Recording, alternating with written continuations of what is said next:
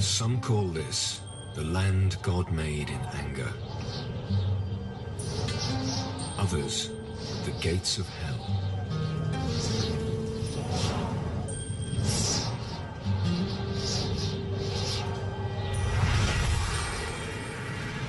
Scorching heat.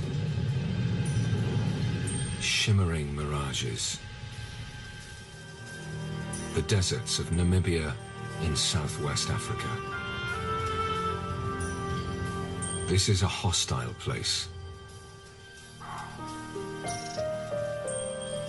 Yet there's life here in abundance.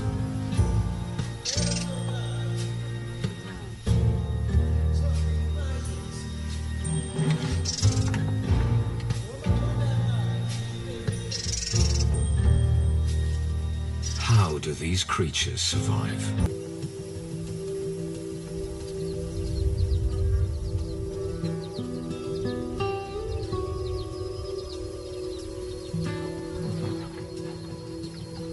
Animals this size are rare in the desert.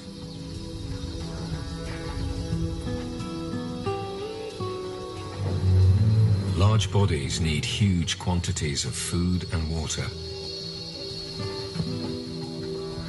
In the deserts of Namibia, both are in short supply. Some of the largest animals on the planet, flourishing in one of the driest landscapes on Earth.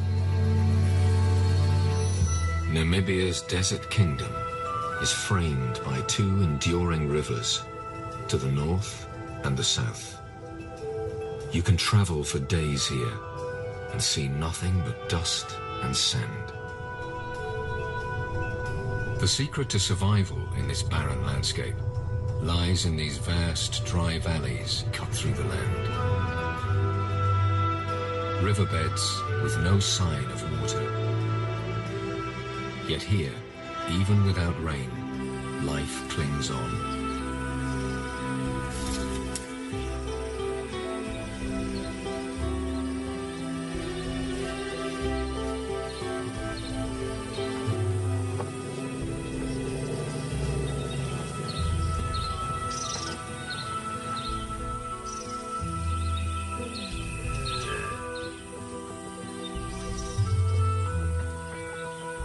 These rivers of sand are the desert's beating heart.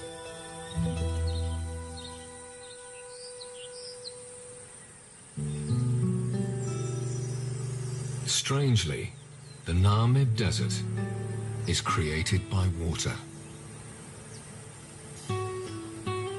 Far inland, rivers flow through the mountains.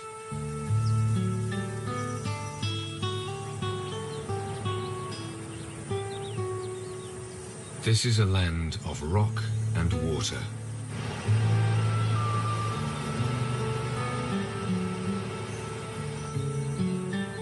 And with so much water, there's no shortage of life.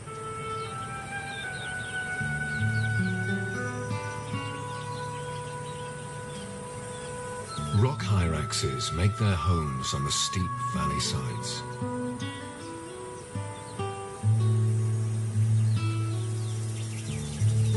Swifts nest here by the thousand, and they're constantly on the wing in search of insects.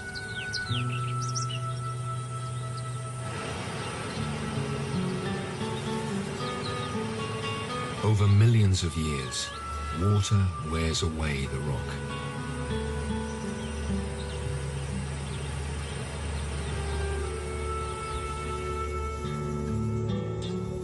It carves deep gorges, grinds mountains into sand, and washes it down towards the sea.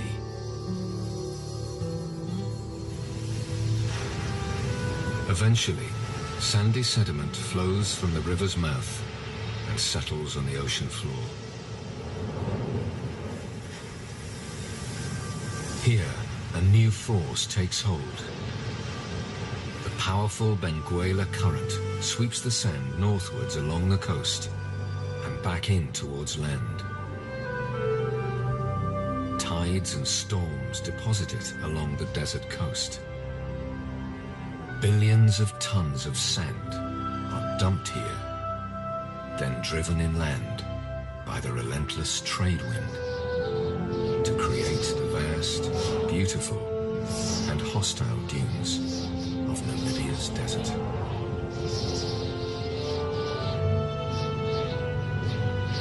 No rain. No water. Just sand.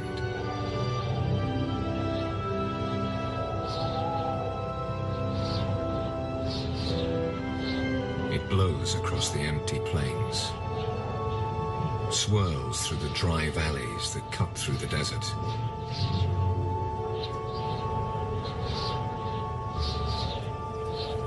The valley floor is home to creatures that could survive nowhere else here. Springbok, oryx, even elephants.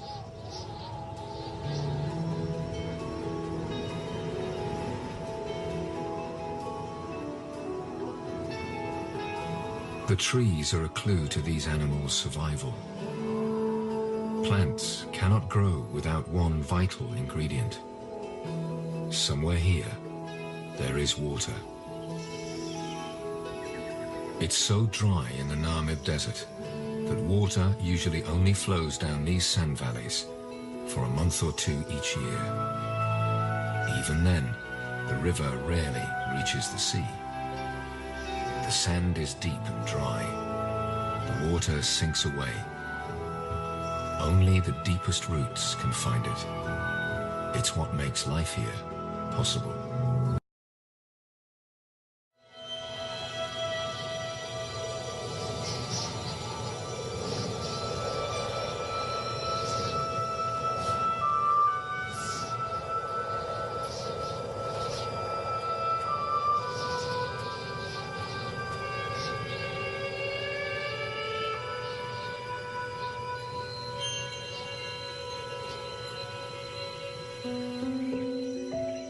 In the Sand River, in the cool of the morning, water condenses on the leaves.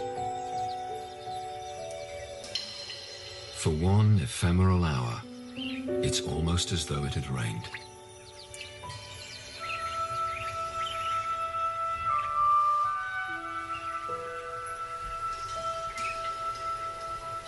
But soon, reality returns.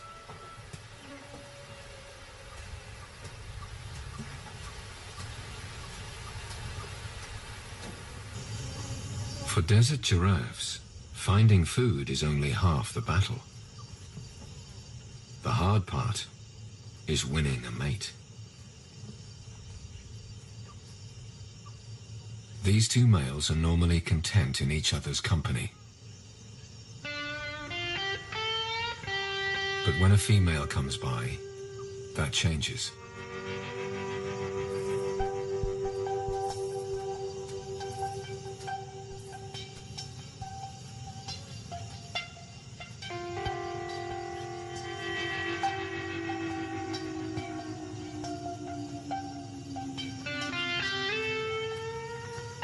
Male giraffes impress females by sparring.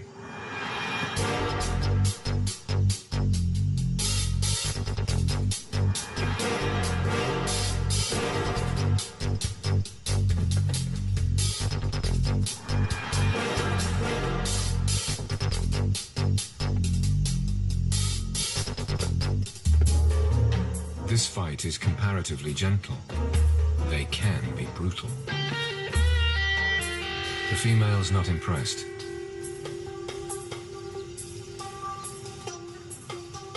She may not be ready. Or perhaps she's aware that they're not alone.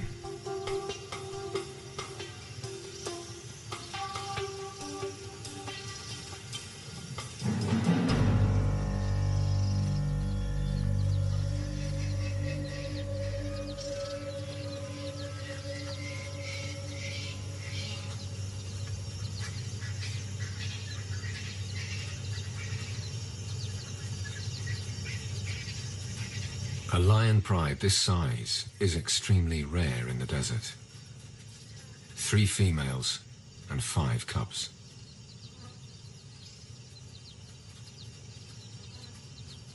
There is enough prey for them, but these desert lions have been persecuted by humans to near extinction.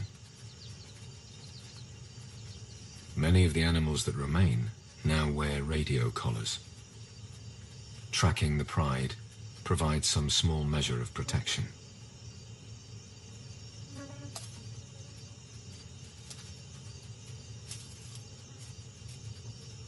Here, for now, they are comparatively safe.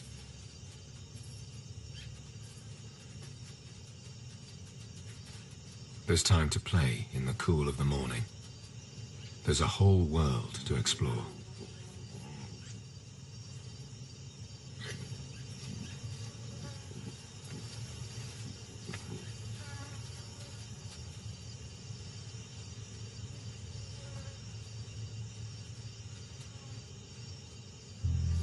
But there are hard times ahead.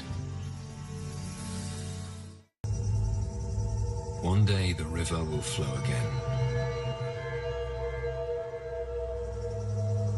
But first, it must rain in mountains hundreds of kilometers to the east.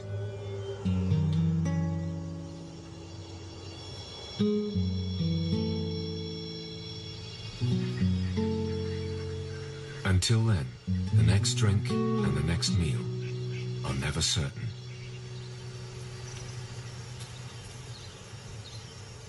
The lion cubs are about 5 months old.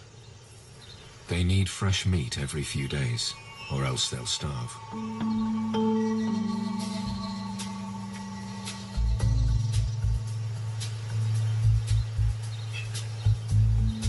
Franklins pick over the remains of the elephant dung.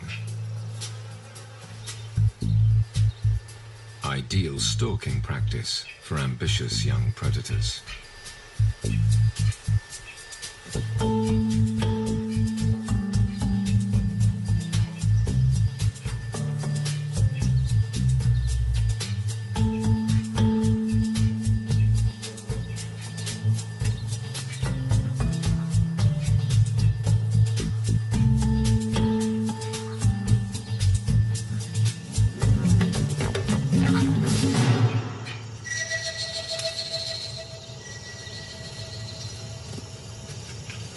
Luckily for the birds, the lion cubs are easily distracted. These youngsters still have a lot to learn before they can kill for themselves.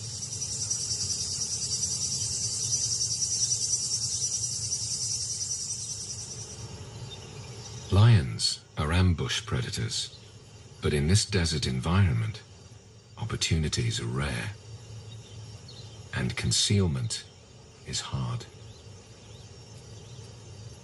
One cub can't resist and follows the adults. It's a mistake that could spoil the hunt and cost the small youngster its life.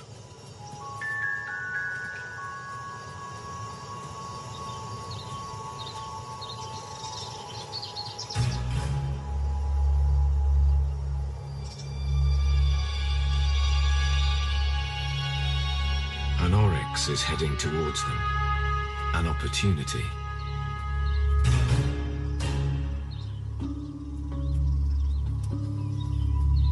The lionesses split. 2 females hide behind a rocky outcrop. The other takes the direct approach, and the ambush is set.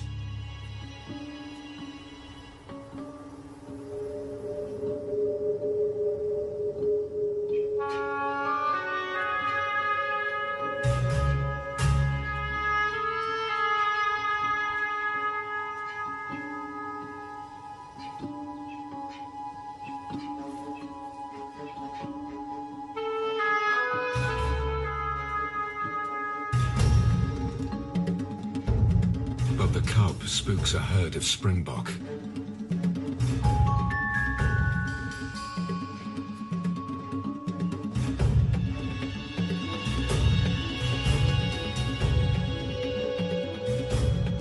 For the lone female, the moment is lost.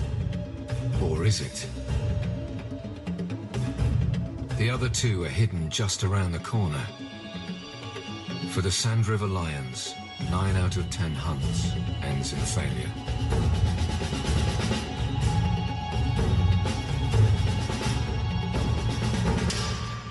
But this time, they're in luck. The females will eat their fill, then bring the cubs in to feed on what remains. But while most of the cubs wait patiently for the females to return, their sibling is lost. The lionesses return.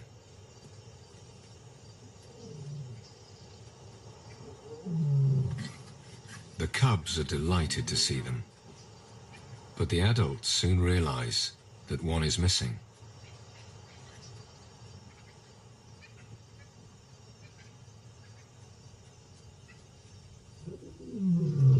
They call for the missing cub.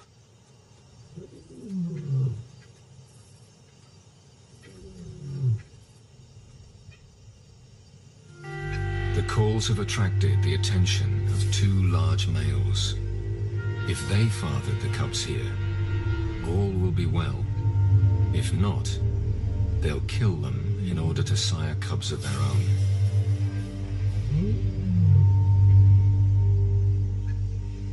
All alone in the bush, the stray cub is an easy target. Unless it finds its way back to the protection of its mother, it could easily lose its life.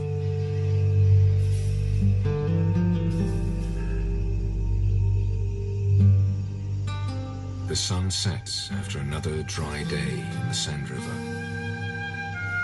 The land perpetually waiting for rain. A world balanced on a knife edge between life and death.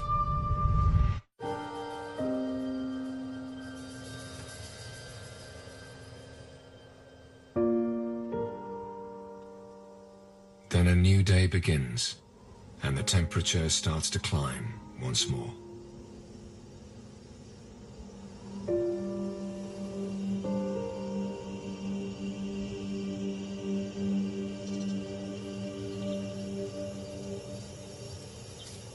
Mousebirds warm themselves in the morning sun.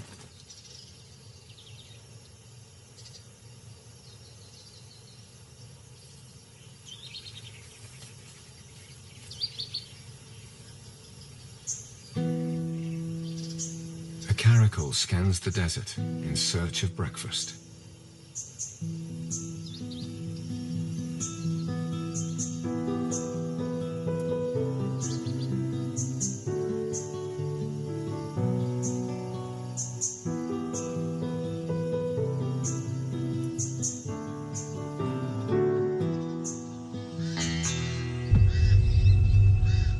Pied crows mob her. She'll take their chicks if she can find them.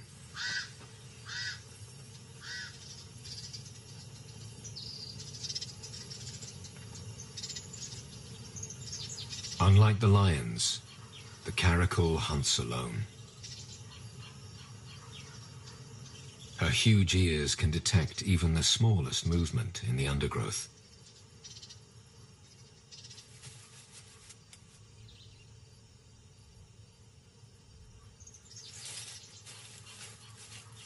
A mouse.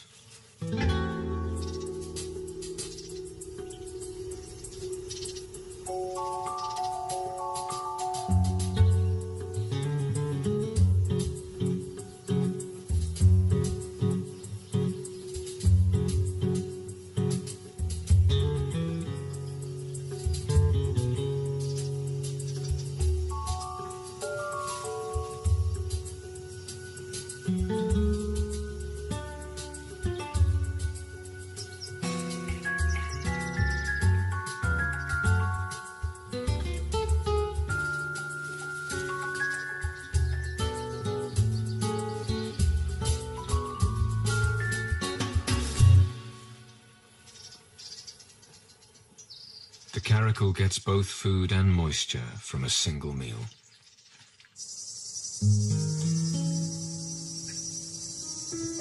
has brought good fortune for the lions too. The males have stayed away. It's a sure sign that they are the cubs' fathers. If they weren't, by now the cubs would most likely be dead.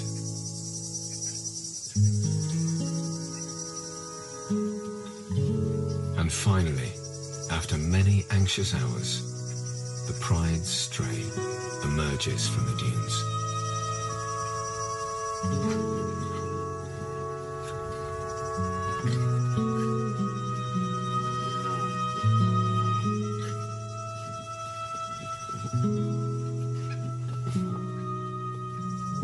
A joyful reunion amongst the parched and tangled roots.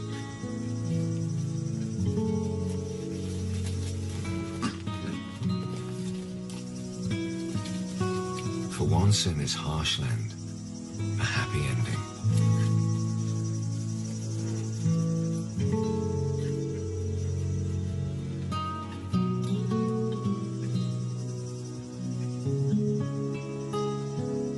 The males continue their long march around their territory, checking for intruders.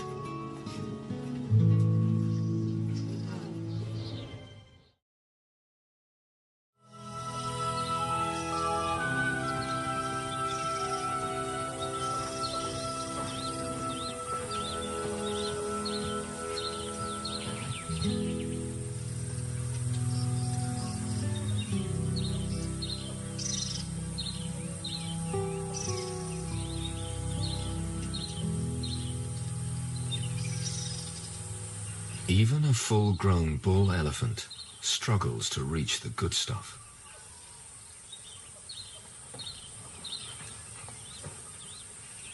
It's time to get creative.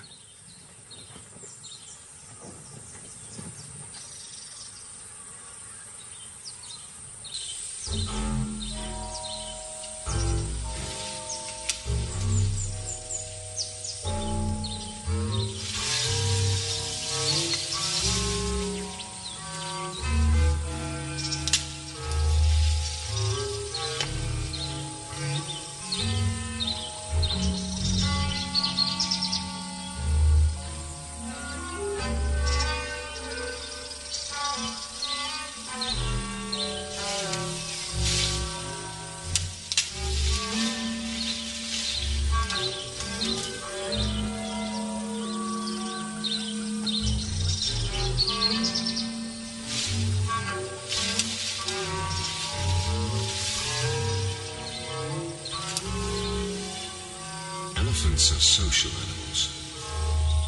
They're not all tall enough to reach.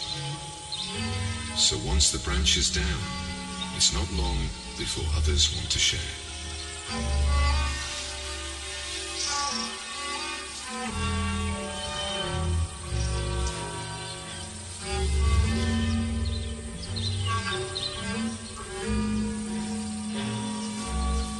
The bull's having none of it. Well, maybe he could let the youngster have just a bit.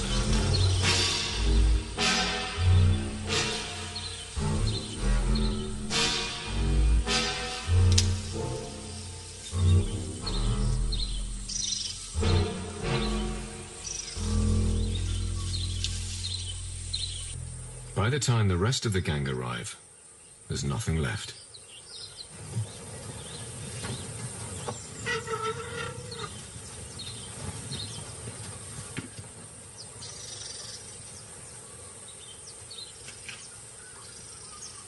The fact that so many elephants can live here is testament to their extraordinary survival skills. The babies of these desert elephants suckle from their mothers for up to 7 years, much longer than their cousins on the savannah. Without that, it's unlikely they'd survive.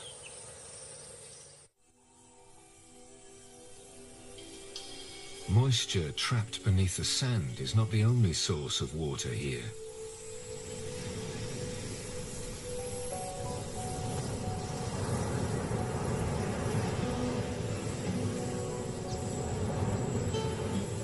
The same trade winds that create the dunes also nourish the plants.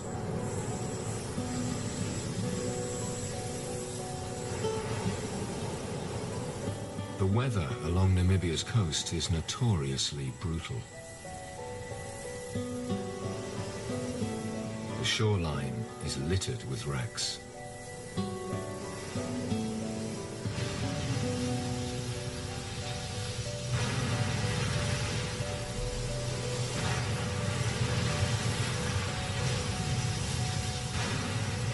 Those who survived the sea mostly died of thirst or exposure.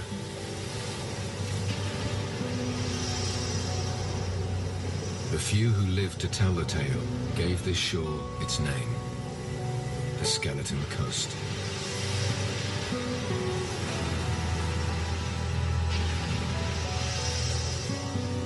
But these same currents that threaten ships also water the desert.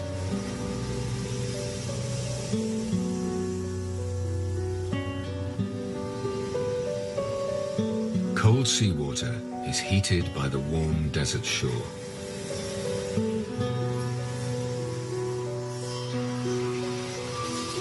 Moisture rises into the air.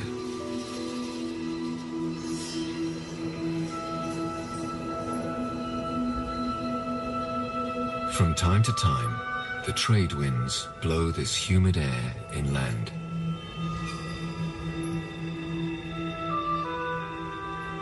Banks of mist drift across the desert.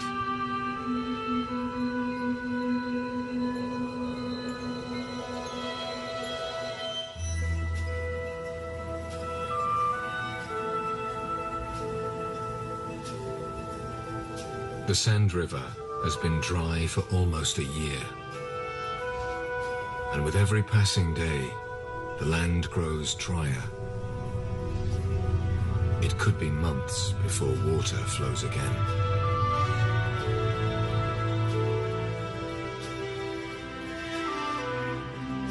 Yet life goes on.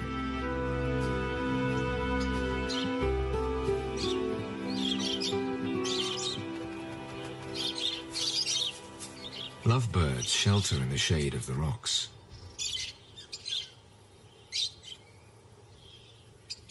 There are still seeds for them to feed on, and a new generation of lovebirds to create.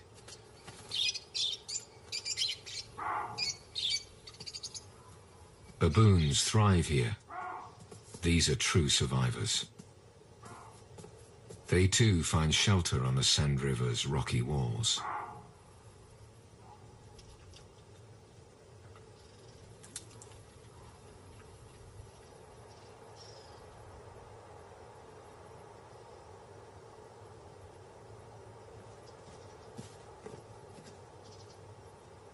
Fruits and leaves provide welcome moisture.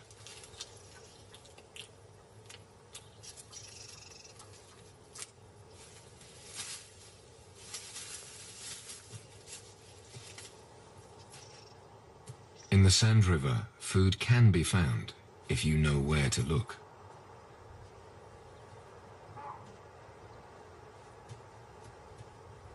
The older, more experienced baboons rarely go hungry.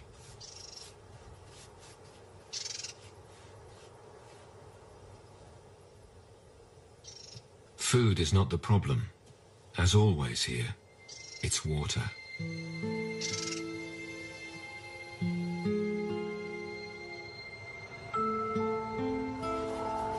A meerkat family finds just enough to eat on the slopes above the valley.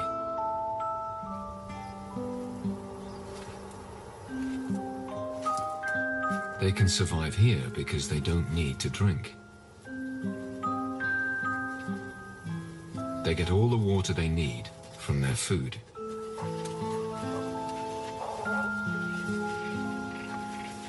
It's a small family, just 5 adults and 3 babies.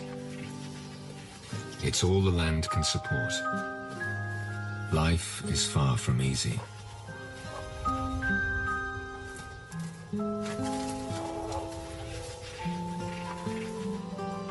Every day they must scratch a living from the unforgiving sand and gravel. Breakfast may be grubs or beetles. If they are lucky, a juicy scorpion.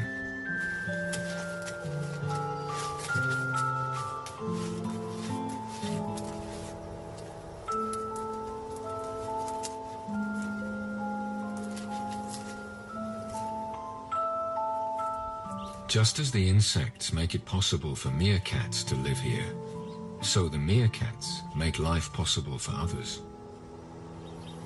They must watch for foxes, jackals, snakes, and for danger from above. Eagles patrol these skies. This one has already made a kill. But it's not from their group. For now, the skies are safe.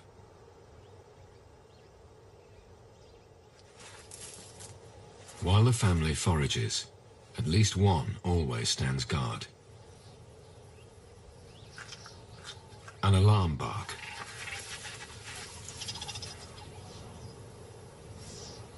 One has spotted danger.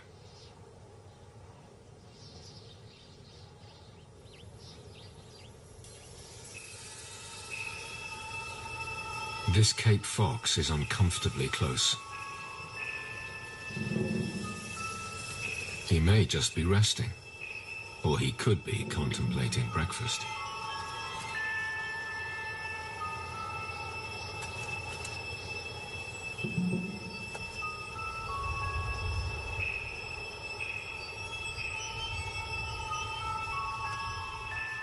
Most likely he's just warming up in the early morning sun. It's a calculated risk, but perhaps there is time to catch that beetle after all.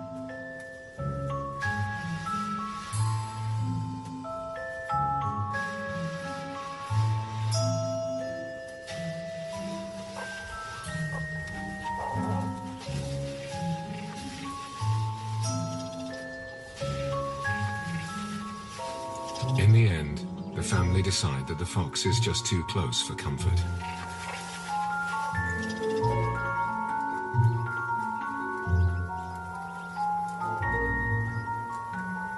He's not going anywhere.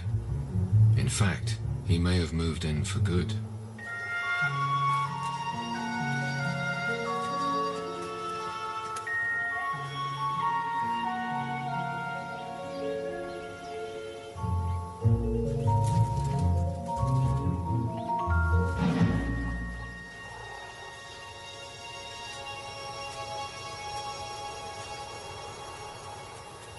This may be a safer home.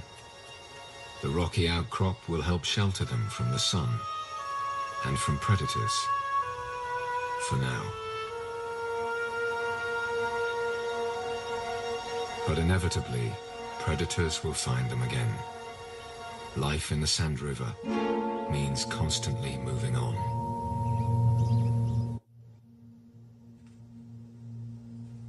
On the vast, barren plains between the Sand River valleys, life is even tougher. As always, it's all about the hunt for water. Ostriches can walk huge distances. They're built for the desert. Oryx and springbok, too.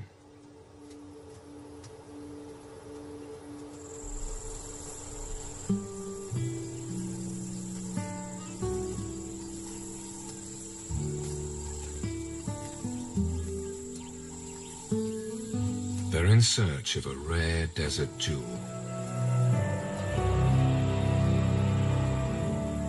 A small freshwater spring, far from the Sand River.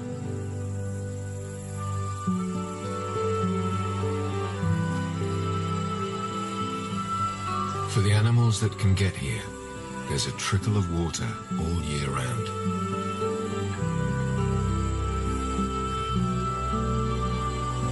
Martins take a drink on the wing.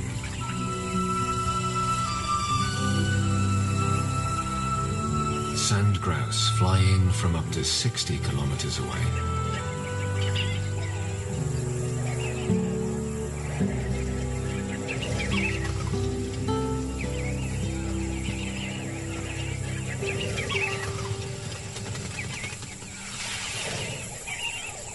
Huge flocks gather every morning.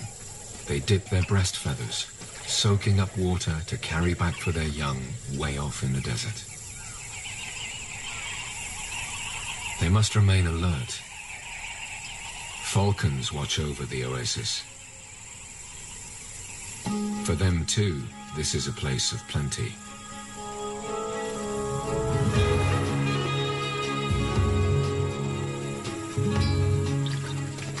The grouse see the predator coming. They scatter.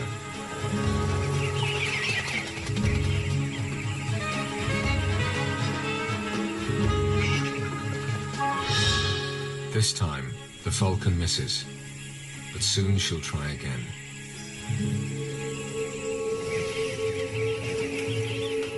This time, the falcon doesn't miss.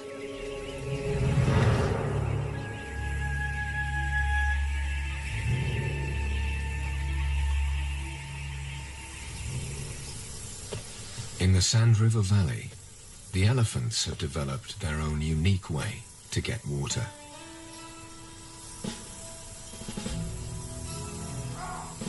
The trees have deep roots. They're proof that there is water here. The only problem is reaching it. The baboons grow excited when the elephants arrive.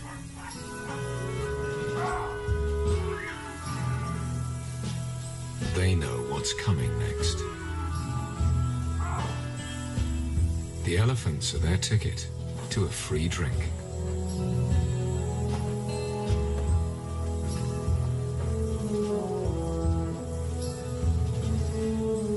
These huge bulls know the desert well, and their sense of smell is powerful enough to sniff out the smallest amount of water, even buried underground. When he's pinpointed the spot, the bull begins to dig.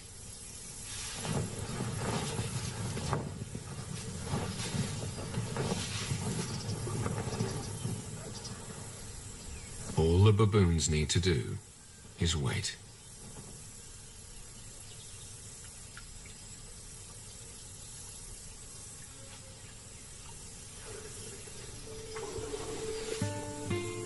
About a meter down, the elephant finds what he's looking for.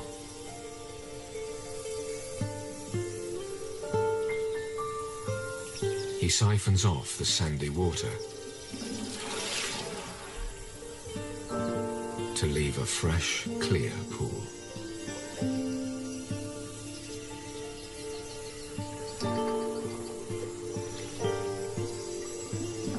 The elephants of the Sand River know all the places to dig. Most likely, they learned from their families. Elephants pass knowledge from generation to generation. It's the key to their success. The baboons wait for the elephants to leave the freshly dug wells. Even an eagle welcomes a drink of fresh water in the desert.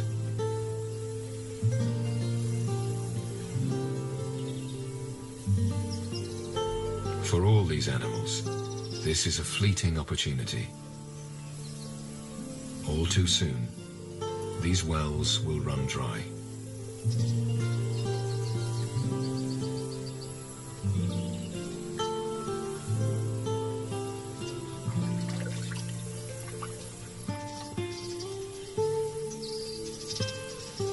The elephants go on their way, but they leave behind a new opportunity for hungry animals.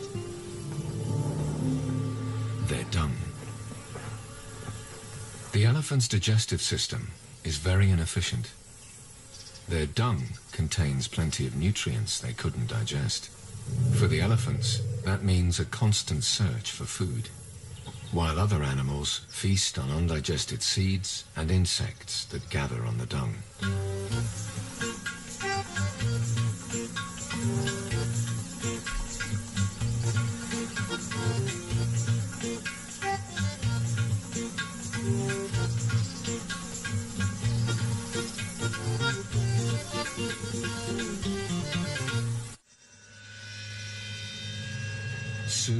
last drops of water and the last scraps of dung will be gone.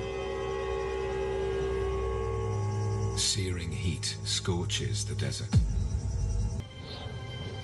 But in the mountains, far to the desert's east, there is change. Hundreds of kilometers away, at long last, rain has fallen. It pours through rocks and canyons and spills out onto the desert floor.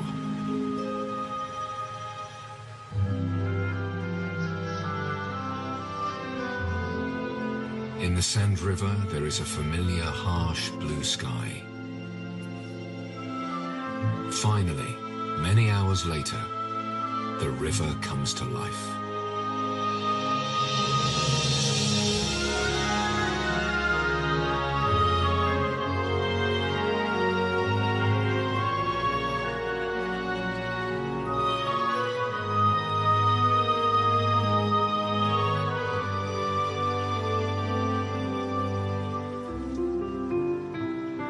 It's a meager trickle, but it's more water than this valley has seen for a year.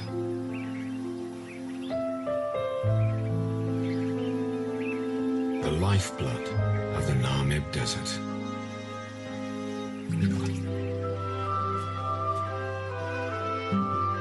The reason why anything can live here at all.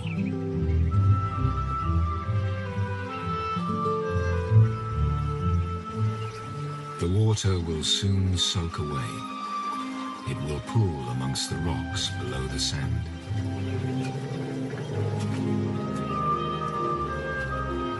The roots of the trees will reach down towards it. Their growth will fuel new life.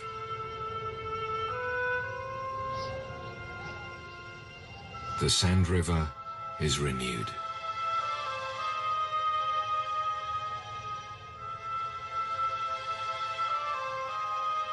And then,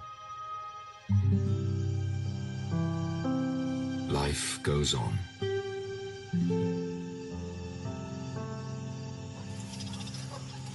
The future here is always uncertain.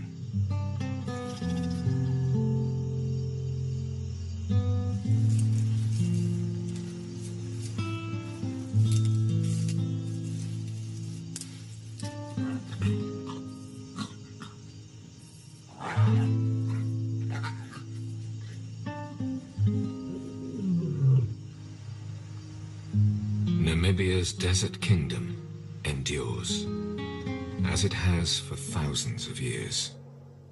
And the Sand River waits once more for the rains.